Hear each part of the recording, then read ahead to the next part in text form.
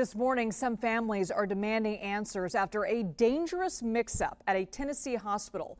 4 patients experienced complications.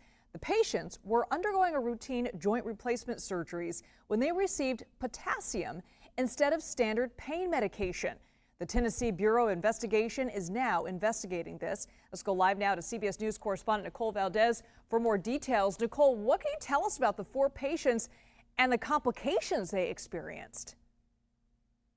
Well, Liz, I should point out that some of those families have spoken with our CBS affiliate in Nashville. They are telling us that at least some of those 4 people that were impacted by this drug mix-up, as you mentioned, were given potassium instead of what was supposed to be a standard anesthetic prior to the start of what is usually a very quick outpatient procedure. But unfortunately, 2 of those patients have alleged that they are now paralyzed as a result of receiving that potassium.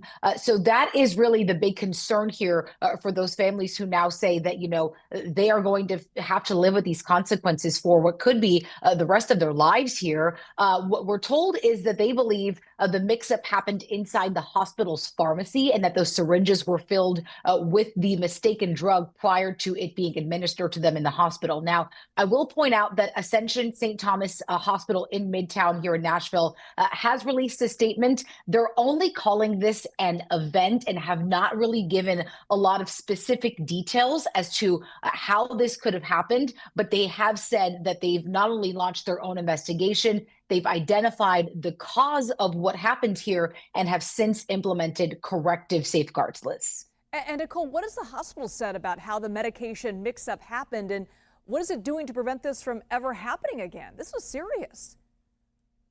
It is serious, and it's scary for a lot of people, especially to hear about it, let alone to have this happen to you or someone in your family.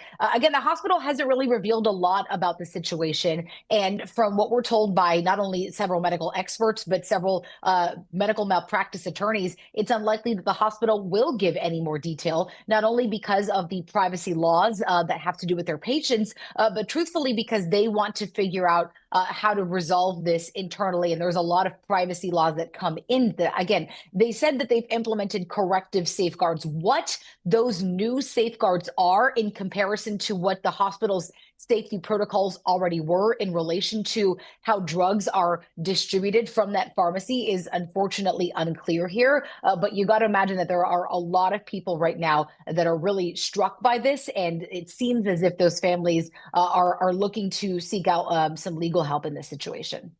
Nicole Valdes, thanks so much.